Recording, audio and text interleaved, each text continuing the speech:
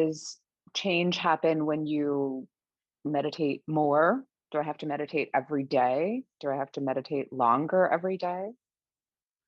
I have a very busy life. I'm just wondering if it's worth it for me to make an effort even. Yeah, it's absolutely worth having a meditation practice, no matter what your sort of commitment, timeline, time ability is. I mean, I'm a father of two and have a busy life as well. So I don't come at this as somebody who, you know, sits on the mat for 7 hours a day. I have lots of things I have to do as well. As you might guess, I'm a committed meditator. So I do meditate daily. Um, Lots of people get quite a bit of benefit meditating a few times a week.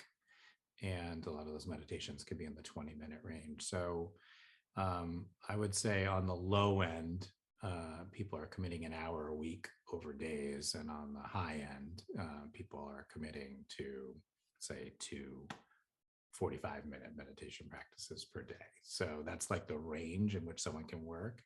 The other thing that's important to know is you don't lose all your work when you take breaks or slow down, sort of like working out.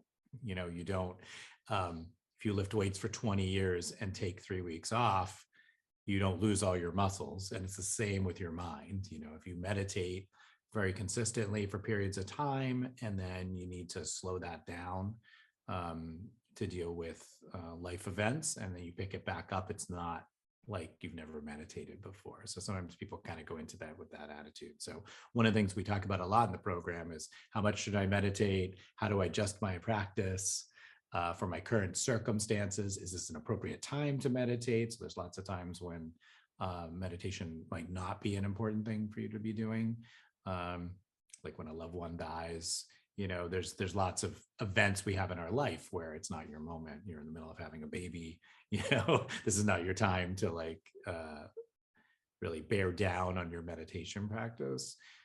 So I recommend that people think about it more as like a long-term practice where it will probably ebb and flow a bit based on your life. So do I have to meditate for a long time to feel any effects from it?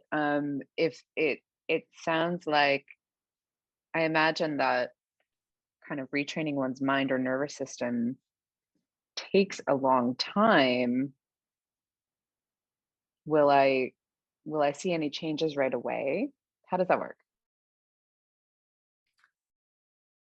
Yeah, how long it takes to notice effects from meditation definitely varies from person to person. And I'm not so sure it's as much about the practice as the person's awareness levels. Working with individuals, I definitely see people have changes in terms of their descriptions of their experiences, et cetera, within 3 weeks. But whether or not one would perceive them really clearly, every day is a new adventure. So if your arm hurts 100% and then your arm hurts 50% 3 weeks from now, you're probably going to say my arm hurts. So that's one way to sort of understand that concept. I've had people meditate, 4 times and say, oh my gosh, this is amazing. I didn't know this was possible. I'm having levels of sort of well-being that I haven't experienced in years.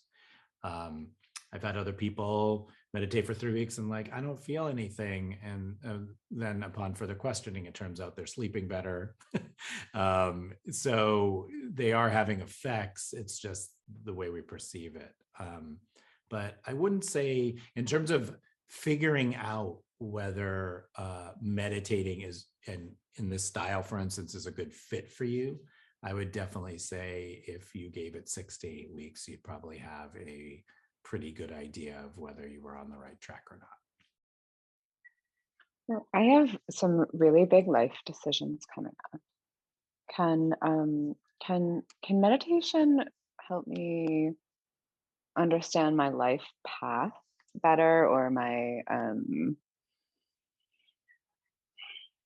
know myself, understand uh understand the decisions that are best for me, or can it does it have an effect in one's life like that at all?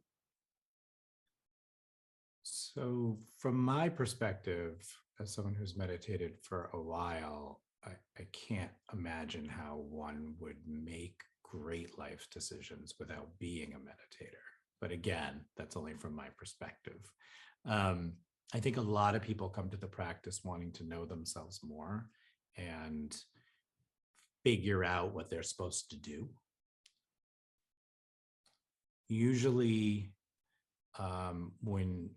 when we're at that point in our lives, um, the issue is that we're not even sure what the right questions are.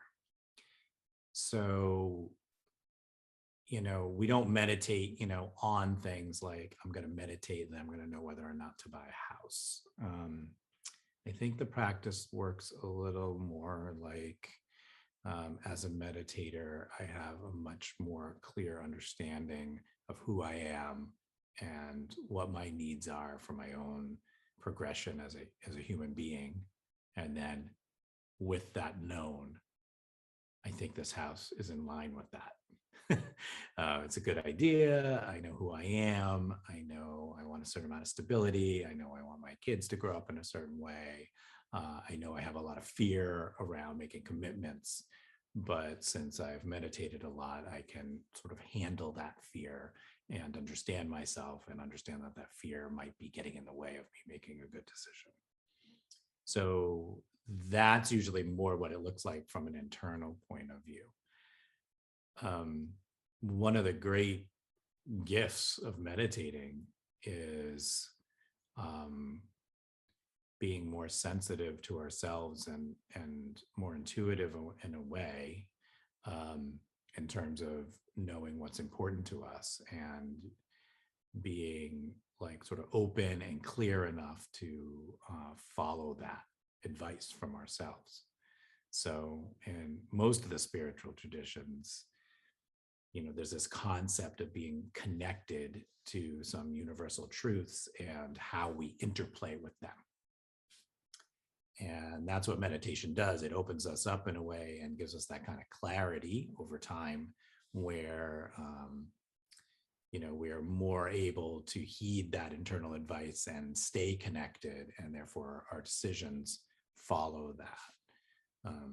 So I've seen people make huge life changes after being meditators and realizing that the way they had been functioning and living wasn't in line with who they were.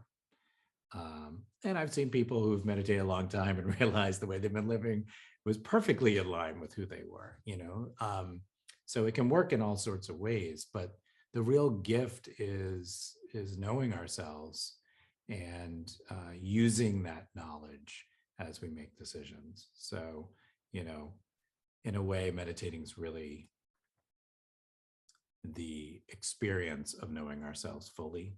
And without that knowledge, how are we going to know what we're supposed to do? So, how does, sitting still, or even if you're using a technique, how does that lead to knowing yourself better? When we meditate, we give ourselves an opportunity to pay attention to all the things within our mind. And whether we know it or not, as we walk through our day to day, we're entrained or in the habit of paying attention to certain kinds of thoughts and inputs and not others. So on one hand, it would seem ridiculous, right? Like I'm going to sit on this seat here, and after 40 minutes, I'm going to know myself better.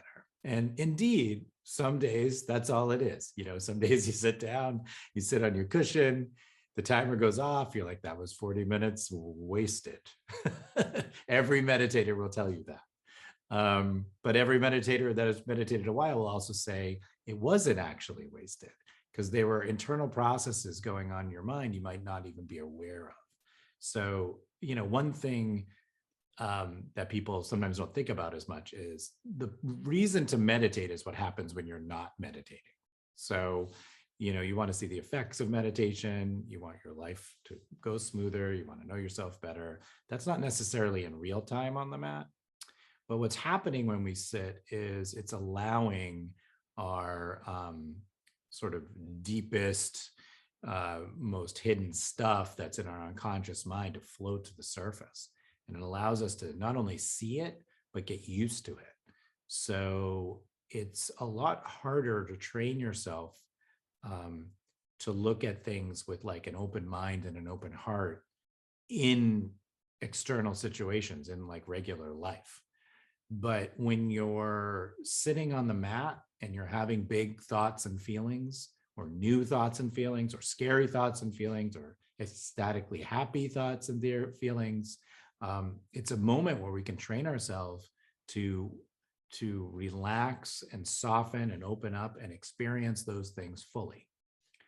And once we do that, it translates out into the rest of our life. So we're walking around the world, we're raising our families, we're going to our jobs, and we're having experiences. And instead of being reactive and contracting, we're able to stay expanded and soft and open and experience those things fully. And it turns out, you wouldn't think this at first, because when your boss is yelling at you, you're not thinking, I want to experience this person yelling at me fully.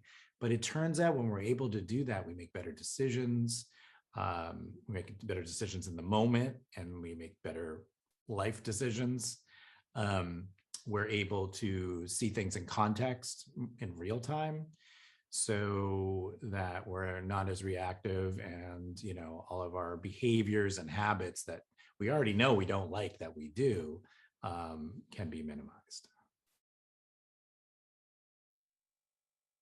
So, so you're saying that by really diving into a meditation practice, I can change some of the habits that I have. It will help me change habits that I have, um, that I don't want to have anymore, but I can't seem to shift.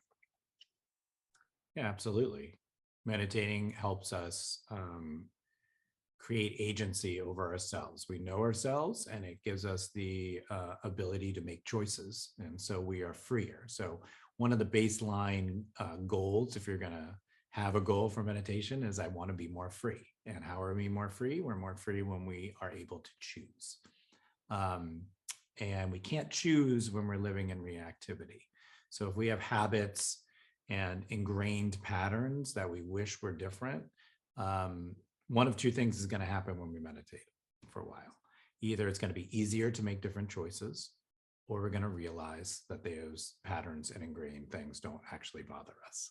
So one of those two things will happen. So we either make the choice to change it, and we have the ability to, which is the most important part, or we have the ability to say, hey, that's just something I do, and it's not a big deal. So meditating, because of those two things, creates a sense of freedom and well-being and happiness in us.